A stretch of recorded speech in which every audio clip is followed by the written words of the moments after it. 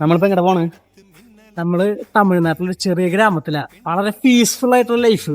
അതായത് ഹറിബറിയോ ഒന്നുമില്ല. Correct authentic കൾച്ചറൊക്കെ continue ചെയ്യണ ഒരു ഗ്രാമം. നമ്മള് കുറച്ചേരം പീസ്ഫുൾ ആയിട്ട് ഇരിക്കാൻ വേണ്ടി വന്നേക്കാം. അപ്പൊ ബാക്കി കാഴ്ചകളിലേക്ക് പോവാം. അപ്പോൾ നമ്മുടെ തമിഴ്നാട് യാത്രയുടെ 3ാം പാർട്ടാണ് ഈ വീഡിയോ. കഴിഞ്ഞ 2 പാർട്ട് കാണാത്തവരുണ്ടെങ്കിൽ നമ്മുടെ പ്രൊഫൈലൊന്ന് ചെക്ക് ചെയ്ത് നോക്കിയാൽ മതി. ഞങ്ങൾ ഈ ഗ്രാമത്തിൽ എത്തിയ ദിവസം വേറെ പ്രത്യേകത കൂടി ഉണ്ടായിരുന്നു. ഇവിടെ എത്തിയപ്പോഴാണ് അറിഞ്ഞത് ഇവിടുത്തെ ശ്രീകൃഷ്ണ ജന്മാഷ്ടമിയാണെന്നുള്ളത്.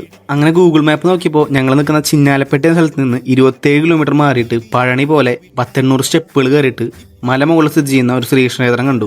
ശ്രീകൃഷ്ണ ജന്മാഷ്ടമി ആയതുകൊണ്ട് തന്നെ അവിടെ കുറെ പ്രത്യേകത ഉണ്ടെന്നാണ് ചോദിച്ചപ്പോൾ അറിയാൻ പറ്റിയത്. അപ്പൊ നേരെ വണ്ടി എടുത്തിന് അങ്ങോട്ടാണ്.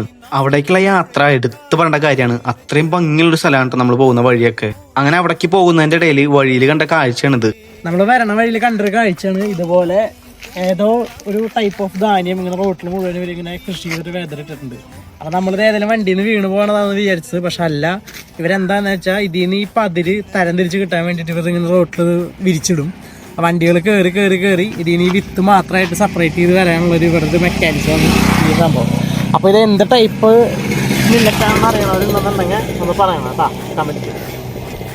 ഇങ്ങനത്തെ ഒരുപാട് കാഴ്ചകൾ കേട്ടോ തമിഴ്നാട്ടിൽ പോണ വഴികളിലൊക്കെ. പിന്നെ പോണ വഴിയൊക്കെ പറയാണെങ്കിൽ എന്ത് രസമാണല്ലേ. അതെ, ഫുൾ അടിപൊളിയാണ്. നമ്മള് ഇവിടുത്തെ തമിഴ്നാട് ദേശീയ വണ്ടി മറ്റേ എക്സലിന്റെ നമ്മുടെ വണ്ടി ഇതാണ്. ഇതിലാണ് നമ്മൾ 2 പേരായിട്ട് പോണത്. ഒരു സീറ്റുള്ളൂ. പക്ഷെ രസമായിട്ടാ, നല്ല രസമായിട്ട് പോവാം. വണ്ടി അങ്ങനെ ഒന്നുമില്ല. ഇവിടെ വരുമ്പോ ഇതിന്റെ ഇവിടത്തെ രീതിയിലേ. അപ്പൊ ഇങ്ങനെ നമ്മള് കുറച്ചുകൂടെ വ്യവസായം കാര്യങ്ങളൊക്കെയുള്ള, അതായത് കൃഷിയും കാര്യങ്ങളൊക്കെയുള്ള സ്ഥലത്തേക്ക് പോണ വഴിക്കുന്ന പൂന്തോട്ടം കാര്യങ്ങളൊക്കെ ഉണ്ടായിരുന്നു. ഉണ്ട്. അപ്പൊ അതൊക്കെ അടുത്ത വീഡിയോയിൽ ആഡ് ചെയ്യുന്നു. അങ്ങനെ ഏകദേശം 1/2 മണിക്കൂർ കൊണ്ട് തന്നെ നമ്മൾ പറഞ്ഞ മലമുകളിൽ സ്ഥിതി ചെയ്യുന്ന അമ്പലത്തിലെത്തി. ഇവിടുത്തെ കാഴ്ചകളെ കാണാനായിട്ട് അടിപൊളിയാണ്. അതിന്റെ ഒരു ഫുൾ വീഡിയോ നമ്മൾ അടുത്ത പാർട്ടായിട്ട് അപ്ലോഡ് ചെയ്യാം. അപ്പോൾ അക്കൗണ്ട് ഫോളോ ചെയ്യാത്തവരൊക്കെ ഉണ്ടെങ്കിൽ എന്തായാലും ഫോളോ ചെയ്ത് വെച്ചോളൂ. പിന്നെ വീഡിയോ ഇഷ്ടപ്പെട്ട ഫ്രണ്ട്സിന് ഷെയർ ചെയ്യാനായിട്ട് മറക്കണ്ട.